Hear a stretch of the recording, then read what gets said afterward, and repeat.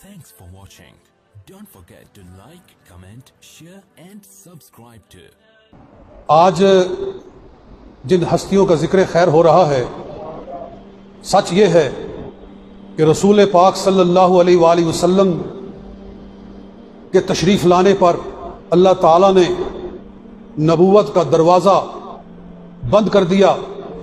آپ کے بعد اب کوئی نبی آنے والا نہیں ہے، مگر وہ کام جو اللہ تعالیٰ پچھلی امتوں میں رسولوں سے لیتا تھا، وہ کام اللہ تعالیٰ نے اس امت میں مجددین امت سے لے لیا ہے۔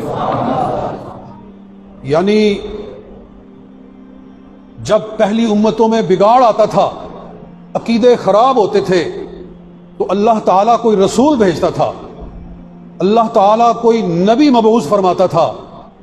اب نبی نہیں آ رہا، اب نبی آ ہی نہیں سکتا، اللہ تعالیٰ وہ کام اس امت کے درویشوں سے حاصل کر رہا ہے۔ یعنی مجدد الفسانی شیخ احمد سرہندی رحمۃ اللہ تعالی علیہ نے وہ کام کیا جو نمرود کے مقابلے میں ابراہیم علیہ السلام نے کیا تھا۔ اعلی حضرت فاضل بریلوی رحمۃ اللہ تعالی علیہ نے بڑے بڑے فتنوں کے مقابلے میں وہ کام کیا جو فرعون کے مقابلے میں اللہ تعالیٰ نے موسیٰ علیہ السلام سے لیا تھا۔ یعنی پہلے انبیاء آ کر فتنوں کا سد باب کرتے تھے، اس امت میں مجددین آ کر فتنوں کا سد باب کر رہے ہیں۔ اور اسی لیے حدیث مبارک ہے سنن ابو داؤد شریف کے اندر، ابو ہریرہ رضی اللہ تعالیٰ عنہ روایت کرتے ہیں کہ نبی اکرم صلی اللہ علیہ وسلم نے ارشاد فرمایا، ان اللہ تعالی سیبعث لہذہ الامت علی رأس کل مئۃ سنۃ من یجدد لها دینہا او کما قال رسول اللہ صلی اللہ علیہ وسلم۔ فرمایا اللہ تعالی اس امت میں قیامت تک، سرکار فرما رہے ہیں میری امت میں اللہ تعالی ہر 100 سال کے پورا ہونے پر ایسا بندہ بھیجے گا جو میرے دین کو پھر سے تازہ کر دے گا، میرے دین کو دوبارہ پھر زندہ کر دے گا، میرے دین میں آنے والے بگاڑ کو دور کر دے گا۔ دین کے چہرے پہ جو گمراہی کے پردے ڈالنے کی کوشش کی گئی ہوگی، ان پردوں کو ہٹا دے گا اور دین کا چہرہ آفتاب کی طرح پھر روشن نظر آنا شروع ہو جائے گا۔ ان اللہ تعالی، بے شک اللہ تعالی، سیبعث، ضرور مبعوث فرمائے گا۔ یہ سین ویسے تو مستقبل قریب کے لیے ہوتی ہے، لیکن یہ کلام میں زور پیدا کرنے کے لیے بھی ہوتی ہے کہ اللہ تعالیٰ ایسا ضرور کرے گا کہ مبعوث فرمائے گا، بھیجے گا، علی رأس کل مئۃ سنۃ، جب بھی 100 سال پورے ہونے والے ہوں گے اللہ تعالیٰ ایسا بندہ بھیجے گا، من یجدد لہا دینہا، جو اس امت کے لیے اس کے دین کو تازہ کر دے گا۔ اور یہاں ذرا غور کرنے والی بات ہے کہ من یجدد لہا دینہا، من اس میں موصول ہے، بظاہر یہ واحد کے لیے ہے کیونکہ آگے لفظ بھی یجدد، واحد مذکر غائب کا صیغہ ہے، تو معنی تو یہی بنتا ہے کہ ایک بندہ بھیجے گا، مگر آپ سارے علماء بیٹھے ہوئے ہیں، طلباء بیٹھے ہوئے ہیں، یہ کچھ ضروری نہیں ہوتا کہ من آئے تو اس کا مطلب ایک ہی ہو، کبھی پوری جماعت پر بھی یہ بولا جاتا ہے۔ آپ قرآن پاک پڑھتے ہیں، اللہ تعالیٰ کیا ارشاد فرماتا ہے، قرآن سن کے ذرا سبحان اللہ کہیں۔ میں قرآن پاک پڑھتا ہوں تاکہ محفل میں ایک ذوق اور ایک تازگی آ جائے۔ رب العالمین نے ارشاد فرمایا، وَمِنَ النَّاسِ مَن يَقُولُ آمَنَّا بِاللَّهِ وَبِالْيَوْمِ الْآخِرِ وَمَا هُمْ بِمُؤْمِنِينَ۔ وَمِنَ النَّاسِ مَن يَقُولُ آمَنَّا بِاللَّهِ، اس کا کیا معنی ہے جی؟ لوگوں میں سے کچھ لوگ کہتے ہیں، حالانکہ ہے تو واحد کا صیغہ ہے، وَمِنَ النَّاسِ مَن يَقُولُ، صیغہ تو واحد کا ہے لیکن معنی واحد والا نہیں ہے۔ کچھ لوگ یہ کہتے ہیں کہ ہم اللہ پر ایمان لائے اور قیامت پر ایمان لائے، لیکن وہ ایک نہیں ہے، اس لیے فرمایا وما ہم بمؤمنین، وہ مومن نہیں ہیں۔ تو میں اس سے یہ سمجھتا ہوں کہ اللہ تعالی ہر صدی میں ایسی جماعتیں تیار کرتا ہے، ایسی محدثین کی جماعتیں، مفسرین کی جماعتیں، فقہا کی جماعتیں، مبلغین کی جماعتیں، یہ جماعات ہوتی ہیں۔ کوئی تقریر کے لحاظ سے، کوئی تصنیف کے لحاظ سے، کوئی تدریس کے طور پر، کسی نہ کسی طرح سے وہ دین کو زندہ کر رہا ہوتا ہے۔ سب کو اللہ تعالیٰ ان کے کام کی، ان کی محنت کی، ان کو جزا عطا فرماتا ہے، مگر جب صدی ختم ہوتی ہے پھر فیصلہ کیا جاتا ہے کہ پوری صدی میں سب سے زیادہ کس نے کام کر کے دکھایا ہے۔ جی ثواب تو سب کو اپنا اپنا ملتا ہے، اپنے اپنے حصے کا اجر ان کو اللہ عطا فرماتا ہے جس نے جتنی بھی کوشش کی ہوتی ہے۔ لیکن پوری صدی میں ایک وہ بھی ہوتا ہے کہ ساری صدی کا کام ایک طرف ہوتا ہے، اس اکیلے آدمی کا کام ایک طرف ہوتا ہے۔ آج ہم جن کا ذکر کر رہے ہیں یہ وہی لوگ ہیں کہ جنہوں نے وہ کام کیا جو صدیوں پر محیط ہے۔ پوری صدی لگ گئی لوگوں کو محنت کرتے ہوئے، انہوں نے چند سالوں میں وہ کام کیا جو پوری صدی کو گھیرنے والا ہے۔ حضرت مجدد الفسانی شیخ احمد سرہندی رحمت اللہ تعالی علیہ، اللہ تعالی نے ان سے کام لیا کہ ان کے زمانے میں اکبر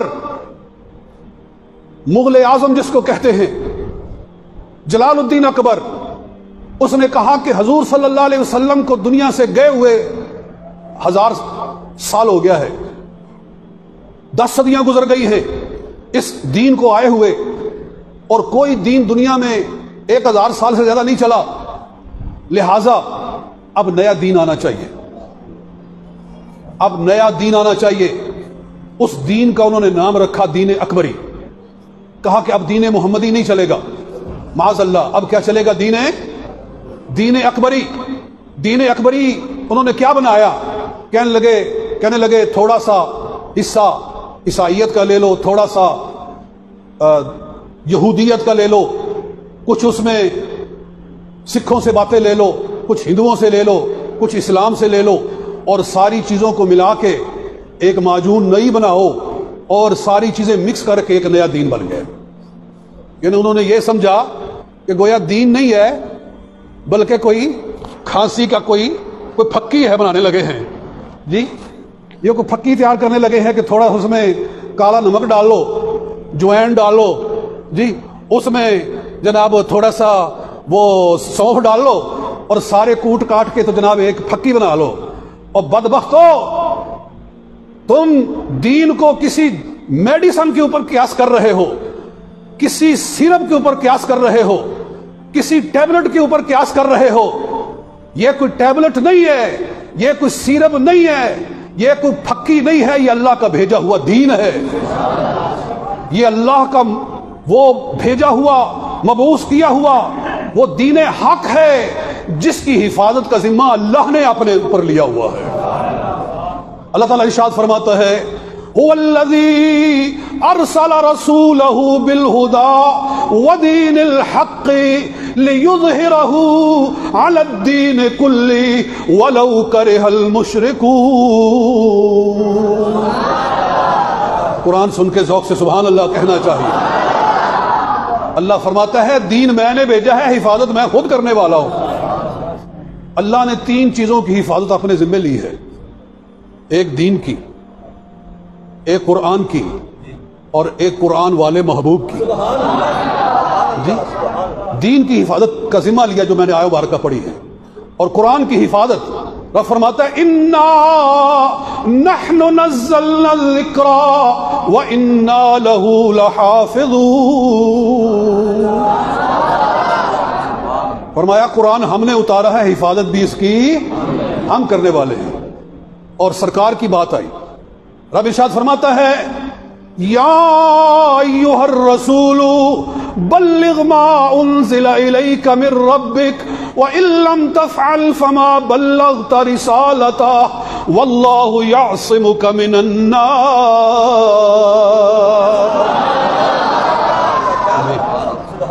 فرمایا اے میرے محبوب جو میں تجھے کہتا ہوں لوگوں کو پہنچاتا جا، تیری حفاظت کرنے کے لیے میں رب موجود ہوں، میں تیری حفاظت کر رہا ہوں۔ تو سرکار کی عزتوں کا پہرا بھی اللہ دے رہا ہے، اس لیے سرکار کی عزت میں کوئی کمی نہیں کر سکتا، جو کرنے کی کوشش کرے گا خود مٹ جائے گا۔ اللہ اپنے محبوب کی عزتوں کے جھنڈوں کو بلند فرما رہا ہے۔ یعصمک من الناس کا صرف یہ معنی نہیں کہ جسمانی طور پر تیری میں حفاظت کر رہا ہوں، میں تیری عزتوں کی حفاظت کر رہا ہوں، میں تیری حرمت کی حفاظت کر رہا ہوں۔ یہ سارا اس کے اندر موجود ہے۔ جا جسم تو ایک گوشت ہے، جسم تو چند پٹھے ہیں، اللہ تعالیٰ صرف چند پٹھوں کی حفاظت کی یا گوشت کے ایک جسم کی حفاظت کی بات نہیں فرما رہا، اور رب فرمانا محبوبہ میں تیری ہر بات جو تیری زبان سے نکلی ہے اس کی حفاظت میں خود رب کر رہا ہوں۔ کیا بات، سبحان اللہ، ماشاءاللہ، سبحان اللہ۔ دیکھ لیجئے نبی اکرم صلی اللہ علیہ وسلم کی زبان سے قرآن پاک جاری ہوا، اس کی حفاظت تو الگ اللہ تعالیٰ نے اپنے ذمے لی ہے۔ اللہ اپنے محبوب کی زبان مبارک سے نکلے والے ہر لفظ کی حفاظت فرما رہا۔ ایک صحابی نے حضور علیہ الصلوۃ والسلام سے جو سنا وہ لوگوں تک پہنچایا، پھر محدثین نے ان کو جمع کیا، ایک محدث نے کئی لاکھ حدیثیں جمع کی۔ باتیں لمبی ہو رہی ہے، ٹائم تھوڑا ہے۔ آج بخاری شریف کو وجہ نزاع بنایا جا رہا ہے، جو بخاری شریف کی حدیث اپنی سمجھ میں نہ آئے کہتے جی کسی نے ڈالی ہوگی۔ جی یہ کیسی بدبختی ہے؟ وہ تو بات ایسی ہو گئی کہ پانی ہو ایک من اور پیالی کہے میں اس کو ایک من نہیں مانتی کیونکہ یہ میرے اندر نہیں آ سکتا۔ وہ تو ہے ہی پیالی جی، تیرا ظرف کتنا ہے جی، تیرا دماغ کتنا ہے، تیرا عقل کتنا ہے جی؟ اگر تیرے اندر یہ پورا من نہیں آ سکتا، پورا حوض نہیں آ سکتا تو اس کے حوض ہونے میں فرق نہیں آتا۔ اور تیرا عقل ہی اتنا ہے، تیرا دماغ ہی اتنا ہے جی۔ بخاری شریف علم کا بہتا ہوا ایک سمندر ہے جی۔ قرآن پاک کے بعد سب سے صحیح ترین کتاب کون سی کتاب ہے؟ صحیح بخاری شریف۔ صحیح بخاری شریف ایسے ہی اٹھ کے لوگ آج بول رہے ہیں، سنی بھی کہلاتے ہیں اپنے آپ کو، یہ ہماری سمجھ میں نہیں آئی۔ بخاری شریف امام بخاری رحمت اللہ تعالی علیہ نے آپ کا صرف ظاہری مقام نہیں، آپ کا ایک روحانی مقام ہے۔ بل میں ادھر نہیں جاتا، بات تو کہیں اور نکل جائے گی، جو موضوع ہے میں تو اس پہ رہنا چاہتا ہوں۔ بات کیا ہو رہی تھی؟ حضرت مجدد الفسانی شیخ احمد سرہندی رحمت اللہ تعالی علیہ، آپ کے زمانے میں فتنہ یہ کھڑا ہوا کہ جلال الدین اکبر بادشاہ جو مغل سلطنت کا سب سے مضبوط ترین بادشاہ ہے، پورے 20 سال اس نے، بلکہ اس سے بھی زیادہ، غالباً 50 برس اس نے حکومت کی، 50 برس اس نے حکومت کی، سب سے مضبوط مغل امپائر کا سب سے مضبوط جو بادشاہ گزرا ہے وہ جلال الدین اکبر، اتنا مضبوط کہ اس کو اپنے معاذ اللہ خدا ہونے کا گمان ہونے لگا اور اس کو رب کہا گیا، اس کو سجدے شروع ہو گئے، اور اس نے کہا کہ اب نیا دین لانا چاہیے، اکبری دین لانا چاہیے، اور انہوں نے سارے دینوں کو ملا کے معاذ اللہ ایک نیا دین کھڑا کیا۔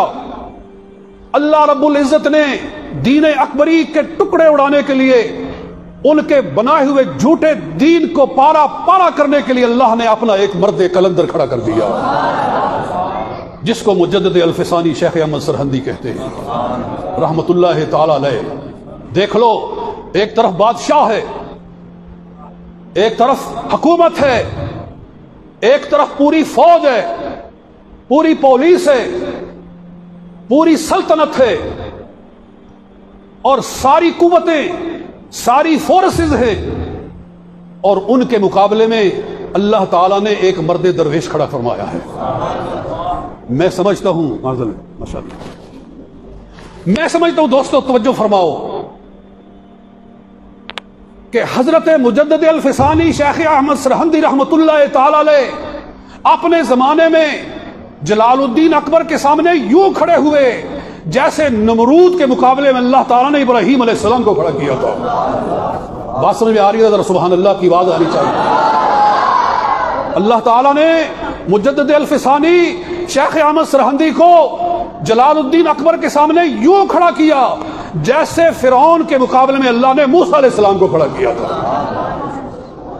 اور وہ کام لیا جو رسولوں سے لیا جاتا تھا. جلال الدین اکبر تو جلدی جہنم واصل ہو گیا، مر گیا. اس کی جگہ پر اس کا بیٹا بیٹھا جہانگیر. جہانگیر نے بھی وہی کام شروع کیا جو اس کے باپ نے شروع کیا ہوا تھا کہ اللہ کو بھی پوجو اور سورج کو بھی پوجو. صبح اٹھ کے یہ حکم تھا کہ رب کو بھی سجدہ کیا جائے، سورج کو بھی سجدہ کیا جائے. گائے کی حرمت کا اعلان کیا گیا، سارے دینوں کو ملا کے ایک دین بنایا گیا. آپ نے للکارا، فرمایا دین وہی چلے گا جو مدینے والی سرکار نے چلایا ہے، دین وہی چلے گا جو محمد عربی صلی اللہ علیہ وسلم نے چلایا ہے. آپ کو بلایا گیا اور آپ نے علماء سے سن رکھا ہے کہ جو آتا تھا اس کو سجدہ کرواتا تھا. آپ نے فرمایا میں نے سجدہ اللہ کے سوا کسی کو کرنا نہیں ہے. کہنے لگے یہ سجدہ نہیں کرے گا، اس کا سر یوں جھکاؤ کہ سامنے ایک کھڑکی بنائی. کہا کہ اس میں سے داخل ہو کہ جب مجدد الفسانی آئیں گے کھڑکی میں سے اپنا سر یوں داخل کریں گے تو ہم کہیں گے کہ ہم نے اس کے سر کو بادشاہ کے سامنے جھکا دیا ہے، ہمارا مسئلہ حل ہو گیا ہے. مجدد الفسانی جب آئے تو کہا نا کہ اس کھڑکی سے داخل ہونا ہے، تو سرکار کا ارشاد ہے اتقوا فراست المؤمن فإنه ينظر بنور اللہ. مومن کی فراست ایمانی سے ڈرو، وہ نور خدا سے تمہارے سینوں کا مطالعہ کر لیتا ہے، وہ اپنے نور سے حالات کا جائزہ لے لیتا ہے. آپ نے سمجھا کہ یہ میرے سر کو جھکانے کے لیے یہ کھڑکی بنائی گئی ہے، اس میں سے مجھے داخل ہونے کا حکم دیا جا رہا ہے. آپ نے پہلے اپنا پاؤں داخل فرمایا اور بادشاہ کو اپنی جوتی دکھا دی، جہانگیر کو اپنی جوتی دکھا دی. آپ نے فرمایا میں تیری ساری سلطنت کو اپنی جوتی کی نوک پہ اوپر رکھتا ہوں. جی ہم محمد عربی کے فقیر ہیں. جی اس لیے آپ نے اپنی جوتی دکھا کے آگے کر کے تو اپنا سر مبارک بعد میں پچھلے پاؤں آپ داخل ہوئے اور آپ نے بتا دیا کہ جو اللہ کے فقیر ہوتے ہیں، جو محمد عربی کے ماننے والے ہوتے ہیں، زمانہ ایک طرف ہو جائے ان کے سر کو کوئی جھکا سکتا نہیں. بادشاہ نے کہا اس نے سر نہیں جھکایا، اس کا سر پکڑ کے جھکاؤ. چند پہلوان لائے گئے، بڑے طاقتور باڈی بلڈر، بڑے سپرمین. کہا کہ اس کے سر کو پکڑ کے جھکاؤ. آپ کی سیرت پڑھو کہ ان بڑے پہلوانوں کے ہاتھوں سے خون نکل آیا لیکن مجدد الفسانی کے سر کو جھکایا نہیں جا سکا ہے.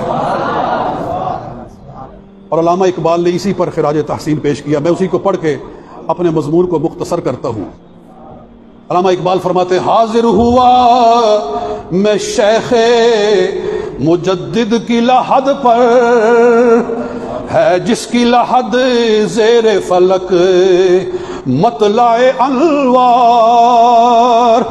گردن نہ جھکی جس کی جہانگیر کے آگے، گردن نہ جھکی جس کی جہانگیر کے آگے، جس کی گرمی نفس سے ہے گرمی احرار. وہ ہند میں سرمایہ ملت کا نگہباں، اللہ نے بر وقت کیا جس کو خبردار. اللہ تعالی ہماری حاضری کو قبول و منظور فرمائے. اللہ رب العزت مجدد الفسانی شیخ احمد سرہندی رحمت اللہ تعالی علیہ کے بتائے ہوئے رستے پر ہمیشہ ہمیں کاربند رکھے. آپ کی تعلیمات تو ایک بہتا ہوا دریا ہے، اس پر گفتگو بعد میں ہوتی رہے گی. جو کچھ میں نے کہا ارحم الراحمین قبول و منظور فرمائے. وما علینا الا البلاغ.